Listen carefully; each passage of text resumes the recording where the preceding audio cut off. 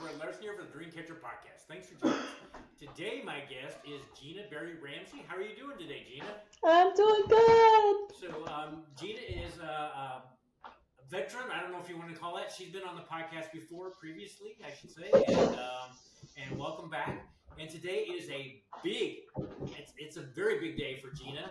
So, Gina, so what's going on today? Well, I have released my second book, Burnt Gloveboxes II, Embracing Life When It Goes Up in Flames. And it's volume 2, so second book. Very awesome. So, how long have you been writing books? I mean, when did you start writing books? Oh, gosh. I started in 2021. Oh, okay. And I wanted to do this for like 20 plus years. Cool. And I finally did it. So what was the impetus that finally got you to do it? I had a couple of friends that had written books, and they gave me inspiration. I thought this is possible for me too. And so I was informed about NaNoWriMo month, so it's November Writing Month, and I thought, why not? So was it hard? How did you start? I just sat down and started writing. Okay. I already had my table of contents of story ideas, so I just followed that and started writing. When you start, a lot of times starting is just how you do it, because we always kind of, at least me, I overthink all that. It's like, I need this in place and this in place, Yeah. Stars aligned and everything to get Yeah. started doing it. Absolutely. And myself, I've thought about writing a book, but I have yet to put pen to paper yet. So, But you got to do that. yes, I do. So, first book, how long ago did it come out? That released in May of 2000, let me think, May 2023, that released. Okay. So not Yeah. really that long ago. No. And I actually had, like, the whole transcript that I had was big enough for 2 books. Okay. Oh, So okay. my publisher split it. Yeah. Okay. So this is more of the last. Okay. Are there more books that you haven't written yet that you think you'll write? Yeah, I'm turning this into an anthology. So this is about life's mishaps, conundrums, Murphy's Law scenarios, if you will. Right. If it'll happen, it'll happen. Yes. And the second book has my stories in addition to a few other people's stories in it as well. Yeah. So my publisher and I are planning on launching the anthology. And so it'll be similar if your listeners are familiar with Chicken Soup for the Soul. Yes. Those are all inspirational stories. So my version, which is Burnt Gloveboxes, will be full of Murphy's Law scenarios. So people will be able to submit their Murphy's Law stories. And the first anthology will be animals. So it'll be about, people can submit any kind of animal story, farm animals, zoo animals, pets. It runs the gamut. Wildlife. That's cool. Yeah, and there's Murphy stories about Yeah. it. Oh my gosh, Murphy All the time. Especially with animals. Yes, that is true. So is it hard to write a book, or was it hard to write a book and get it published? It's funny, this women's networking group I'm a part of, my publisher is in that group. And so I just asked her to take a peek at my transcript, like a little sample of it. Right. And so it's Highlander Press, they're out of Baltimore. Okay. So Debbie Keevan is the Chief Inspiration Officer there. And I asked her if she would take a peek at it. And she absolutely loved it. Cool. I was surprised. I was expecting don't ever pick up a pen again. That's a nice surprise. Oh my gosh. Yeah, I don't know. I just, you get that inner voice that I call it imposter monsters that say, there's other really great writers out there, So the imposter monster was infiltrating that day. Oh, I know what you're saying. So she loved it. And so for me personally, it wasn't hard to find a publisher. but I know that there are a lot of writers out there and really good, like New York best-selling writers that say, I had rejection after rejection after rejection. Wow. Stephen King is another one. He was Wow. pinning his rejection letters Did to not realize to his that. wall. Right, yeah. So it's I heard a podcast a couple of weeks ago, and it Okay. was somebody who had been speaking about never give up. Amen. You don't give up. Nope. And um, and so that's been kind of my philosophy too. Like even when I have some difficult, challenging times, I don't give up. And as far as it being hard to write, I don't know. I just sat down and wrote my stories, but then I started taking some classes to learn story structure, what Okay. really, makes a good story, like making sure you're bringing your reader and sitting next to you in that Right. experience rather than just telling them about it, Right. you Right. know. Exactly. Yes. So yeah, so that was really helpful too. No. So, in this book, I mean, what are a few things that you can share with the audience about? I mean, what's Oh, one of your favorite things in the book? I was asked that the other day, and all the stories are like favorites of mine because it's Cool. like I still read back on them and like, what the heck? How did that happen? But I think a couple of my favorites of my own personal stories. One is I had purchased this Christmas sweater. It wasn't an ugly one. It was beautiful. It was Uh-huh. Santa was in between two palm trees and a hammock, Okay. and it said, "Let it snow, let it snow, let it snow." So, but he's in this tropical, place, Right. and I washed the shirt as you do Sure. with your clothing, and didn't look at the thing on it. I turned it inside out and washed it. And I was at a staff meeting, Christmas party, and sat through that on Zoom. So thank Okay. goodness I wasn't in the office. Okay. I went into the bathroom, and as I was washing my hands, I looked up and I saw that when I had washed the sweater, Santa's suit washed off. So he's laying naked in between the palm trees in the hammock. I love it. Oh. The only So, thing he had left on was the little white cuffs around it. And then a little white piece over where his 5-year-old would be. oh my goodness, that's And I just that's could not amazing. stop laughing. Like, how? Now it's ugly. Now it is an ugly Christmas sweater, and I still have it. Oh my gosh, yeah, what a story. I love that. So have you ever And thought about being then, a comedian? oh gosh, I've been asked that. Yeah, no, stand-up's not mine. I can see you doing it, especially right there. I can Telling see my it. stories, I could do that. So, oh, I love that. So, what's today's celebration of your second book being released? So, do you have a lot of big things planned for today and going forward? Yeah, I actually have a launch team, so they are actively getting the word out there right now as we speak, and just meeting with people like yourself and just getting the word out there. That's cool. So, are you doing I know you have a podcast also. So, are you doing Yeah, an episode on your podcast? not today. Not today. Well, I can understand you might be kind of busy. Yeah, no, we typically, Debbie and I go on Fridays. On Fridays. Okay. Yeah, and that's our podcast is called Laugh Lines and Turbulence. So it kind of is fitting with the theme of Burnt Glovebox stuff, but it's for women 50 and over who have made self-discoveries, who are doing inspirational things for our world. Like we have some amazing guests on there who are just doing so many great things for our planet. And I think Cool. in this day and age, we really just need to focus on positive things Oh, yes. and Amen. the world news is like all doom and gloom, and then you get like this little like 30-second snippet Yeah. of like this little boy did this cool thing, Yeah. and like, but I think that we need to like fill more of our world with the We little do. boy stories and Yes. less of the doom and gloom. So I agree. We need to yeah, flip that, yeah, because there is so much. There is so much, and I'm yeah, still amazed how many people take it all in.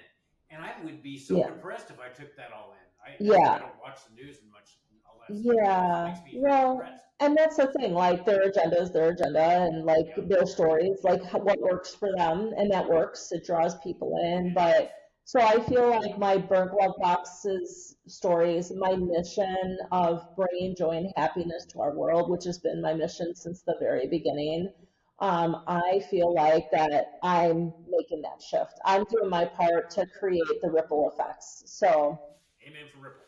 Yes, I'm all for Ripple. Positive yeah. Ripple is so great. So I mean, with positivity, do you have anything else in the works that would bring about? I mean, you've got your books and your podcast, and is there anything else you'd like to be doing in like 5 years to promote positivity?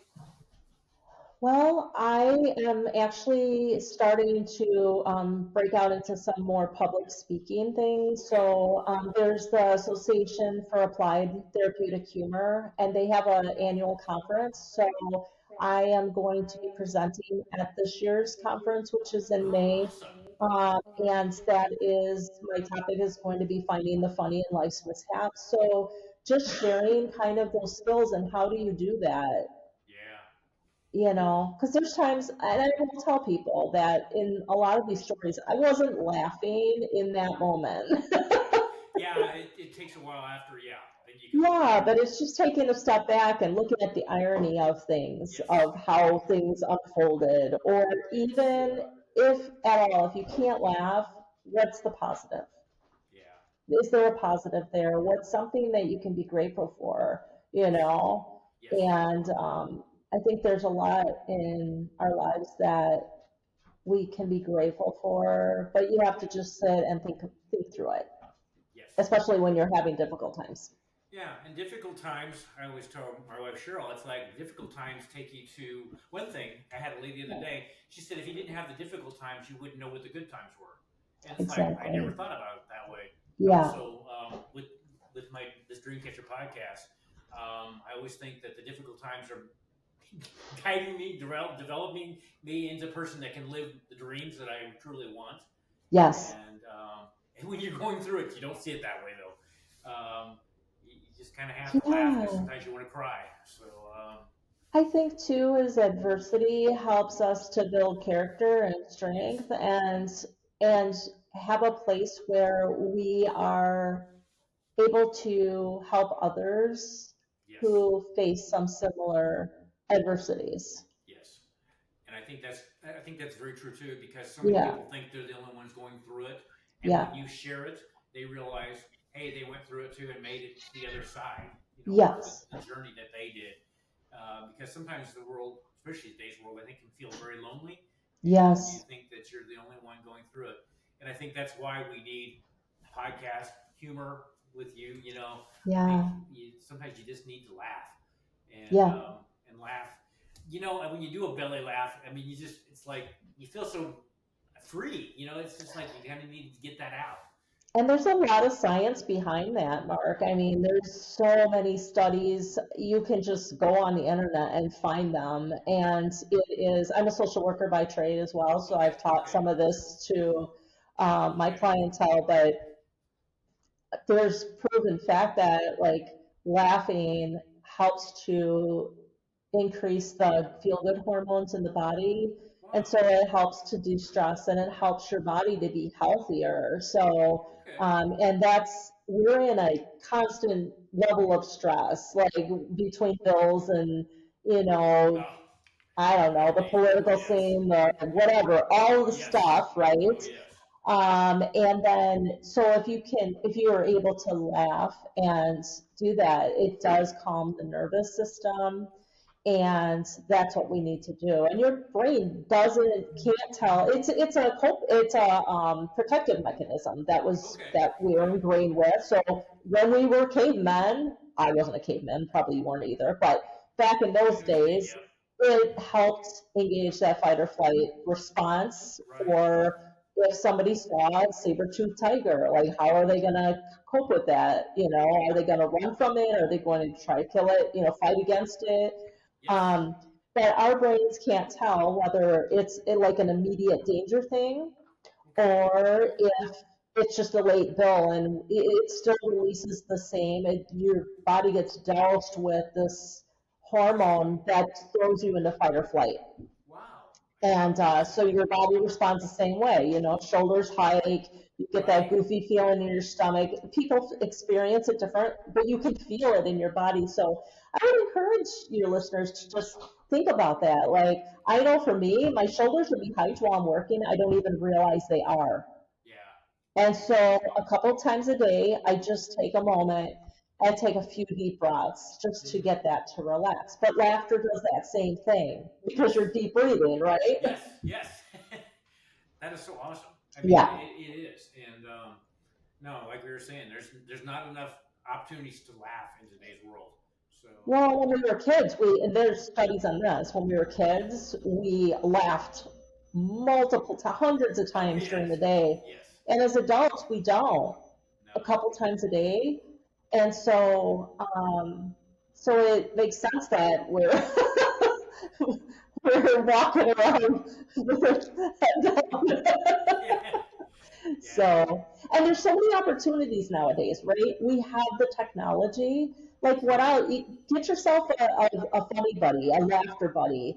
A couple of my good girlfriends, I will just, during the middle of the day, just send them a funny meme or a funny Yes. GIF or GIF, whatever you call them. Right. But just something to make them laugh in that moment. And so we have all these opportunities. And then We do. go out to the store. I mean, look at the ironies and take all that. That's what my humor is. It's observational and situational humor, right? And you think about the movies, the humor movies, they're all based on that. They're all based on Murphy's Law scenarios. Okay. What can go wrong will go wrong if you think of any humor movie. Yeah. So, that's true. Never thought of Mhm. So, no, and today's, for one thing, we're always in a hurry in today's. I don't think we Yes. take time to think, and don't think we react. I think more than think, and because we get so serious about, well, look at the road rage. If something is like, it's just or anything like that. We react without thinking, and it's just like, this really is not that important. Even seconds past when it occurred. But if we laughed in that situation or didn't take it so seriously, we're so serious anymore. Yeah. And I think that comes from the negativity in the news media and a lot of things. And Yeah. and I'm so glad that you're working on the other side here. So and that's a big calling. So I got to ask. I think maybe I asked you in the first podcast. What is the background of the chicken? Oh, that's funny. Yeah, I carry him. I don't know if you can see him, but I got one in my pocket too. I love it. So the background, I worked at an agency where we, as an advocate, surveying folks impacted by domestic violence and sexual assault. Okay. And so it's very heavy work, very hard work. But we had these opportunities to go to conferences. And this one conference, they had these baskets of toys on the table. So for I think they call them kinetic learners. Yeah, so me and a couple of my coworkers, which are really great girlfriends to me, we found this rubber chicken. And when we squeezed it, it got this goiter in the neck. It bubbled off the neck. And we thought it was freaking hilarious. I don't know why we thought it was hilarious. It's just we could not. So the rubber chicken became our thing for Denise and Kelly and I. Well, so I think I got this one from, I don't know, I got it from Denise or Kelly, but all three of us had rubber chickens afterwards. So when I went for my photo shoot for the book, I just grabbed a bunch of stuff, including my rubber chicken, with no intention on that being the thing. And the photographer, I had a fabulous photographer, Joanne, up here in Jardine, but she's up here in Superior, and she told my daughter was with me, and she's like, get that chicken and put it in her pocket. So we did a bunch of photos with the chicken in the pocket, and those were the ones that were the most popular with my viewers. Sure. And then I thought, well, gosh, that look on the chicken's face is the look on my face when the mishaps happen. I hear you. So I'm like, might as well go with it. And even that piece, Mark, is hilarious. It's spreading joy. Like I Yes. went to an event and kids were like getting chickens from me, and like you could hear these chickens squawking all over this fairground. And then I interviewed with our local news station, and I brought chickens, rubber chickens, for the news crew. Right, right. And it was hilarious because I just interviewed with them again a couple of weeks ago, and they said now with the rubber chickens, they're hiding them on each other. So it's like a game that they've created in the news. So it's That's cool. again, it's creating that ripple effect. It's I like love it. not just one and done. Like people Yes. are just really enjoying the stuff. Yes. That Hmm. is. So, I mean, and your book and the chicken, do you have Yeah. an online store, or where can people purchase like your books? Yeah, that's a great question. So they can go on, like, Amazon is selling the book. Today, like that's the big thing. You go on Amazon and snag a copy of it. But also for the viewers, I'm highly support our local businesses and small business. Okay. So if they prefer, they can also get it at their local indie bookstores. They Nice. can order it at Barnes and Noble. So you can get it anywhere where books are sold. Very cool. Hmm. So, can I get a chicken too? Absolutely. Well, not on those sites, but if you want a chicken, I'm really a chicken. That chicken just makes me laugh. Oh, Yeah. my cheeks are hurting because I'm laughing so much. This is awesome. So do you have a YouTube channel? I do for the Laugh Lines and Turbulence Okay. podcast. Okay. So yeah, people can go on there. I don't have a YouTube channel for Burnt Gloveboxes for author stuff. Okay. Might be something to do. I don't know. I've stretched pretty thin. Yeah, you've been Trying to doing it. manage like authorship and full-time work, and they told me not to, don't quit your day job. And I don't know who they are who say that, but they must be right. So you're So I still kept the full-time job. wow. So you still work a full time job with all this other. I do. Oh my gosh, when do you I sleep? do. When do I sleep? Yeah. When I can. I was gonna say, if you, oh my gosh. Hey, if anybody's watched Shark Tank, like my husband and I are huge fans of Shark Tank, and like, yeah, and so from their language that you gotta hustle. It's all about hustling. It's all about not saying yeah, but it's yeah and Well, yes and. I don't think it feels quite as much work. I like work when it's your passion. I Yes, think it just I feels agree. like, yeah, because I have people ask with the podcast, it's like, so when do you work? And it's like, I never work.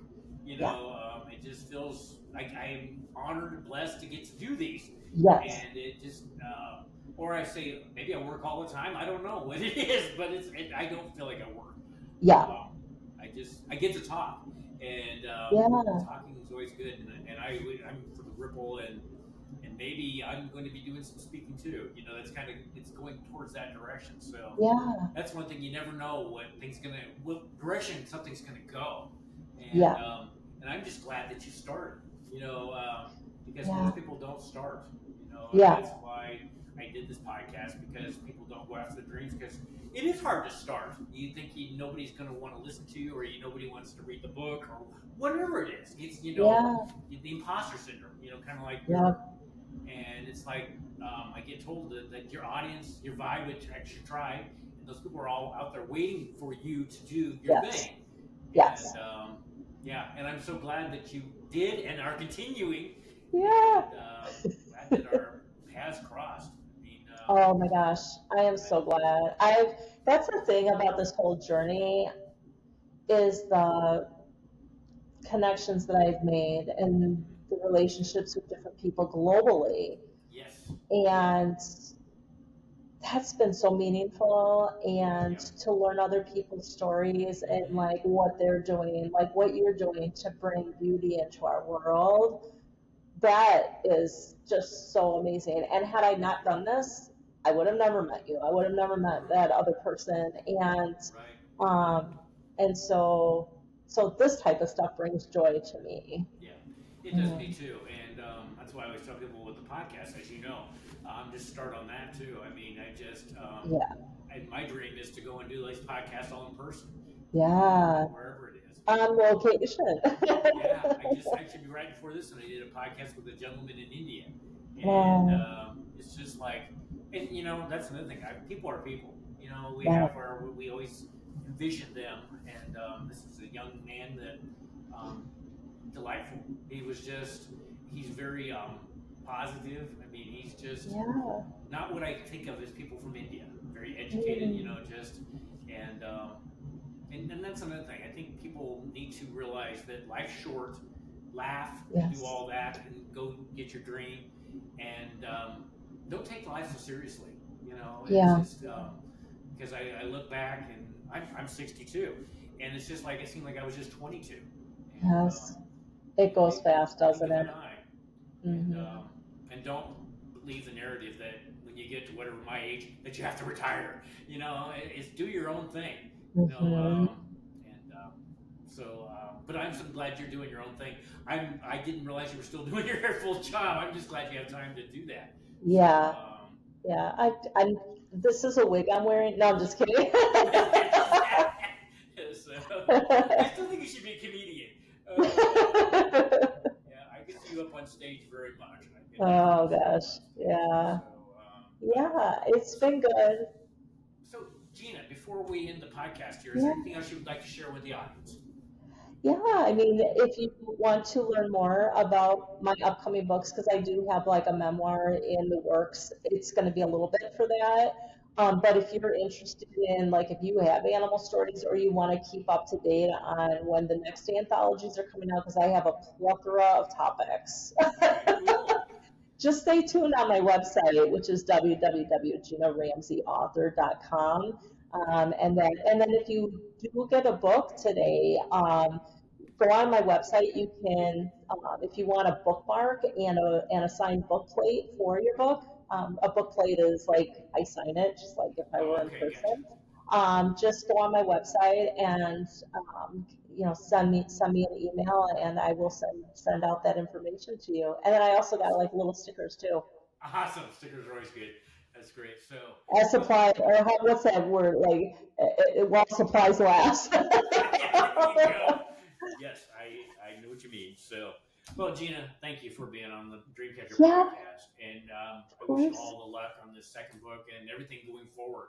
Thank Just you. in general, and like I said, I'm so glad we're friends, and Yeah, that's one thing I like about all this. When you meet these people, collaborations in whatever way, we can absolutely. help each other. So, but Yeah, I will end the podcast right there, and enjoy this. I'm sure very very busy day for you, yeah. and we'll be talking soon. Then, Sounds great. Thank you, Mark. thank you. Bye.